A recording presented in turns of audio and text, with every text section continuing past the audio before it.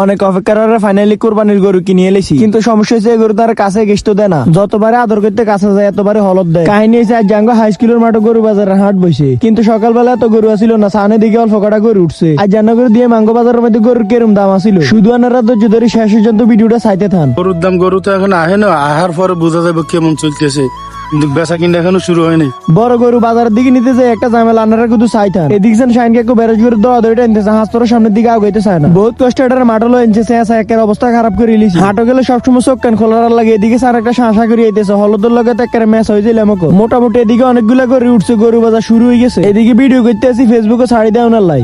দাম তো অনেক বেশি, গরু তো কিনতে ইত্যাসি না, একটু কম টাউনে না করে কিনতে পারতাম। রাস্তার দিকে কুতুর বাড়ি ছিলাম, আর এদিকে শাঁসা করে আরো একটা চলে এসে যাই হোক, এবার মোটামুটি বাজার ভালো হয়ে করে উঠছে। 190, এটা হলো 250, তো এটা 190, 250 আর এটা 120, 120।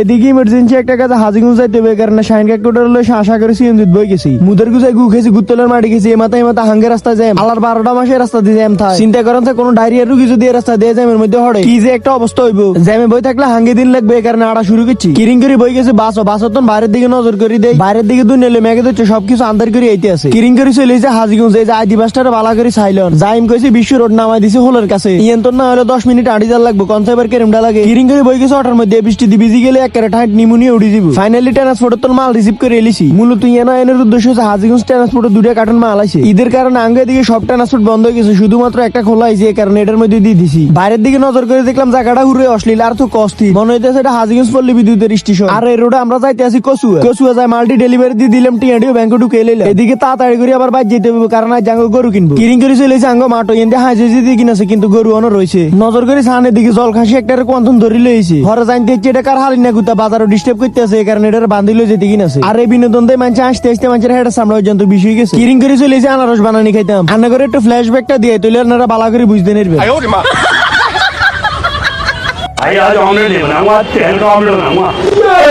আর এই জিনিস দেওয়ানোর মনটা চাইছে।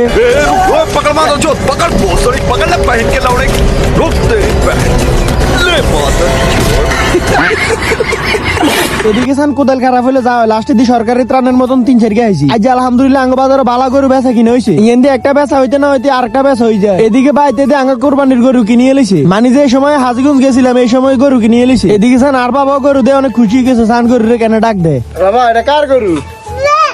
ওই গরু লয়ে কথা কয়। তো আজ এই পর্যন্ত। ভিডিওটি ভালো লাগলে অবশ্যই লাইক কমেন্ট শেয়ার করতে ভুলবেন না। ভালো থাকবেন সবাই, সুস্থ থাকবেন, নিজের প্রতি খেয়াল রাখবেন। আল্লাহ হাফেজ।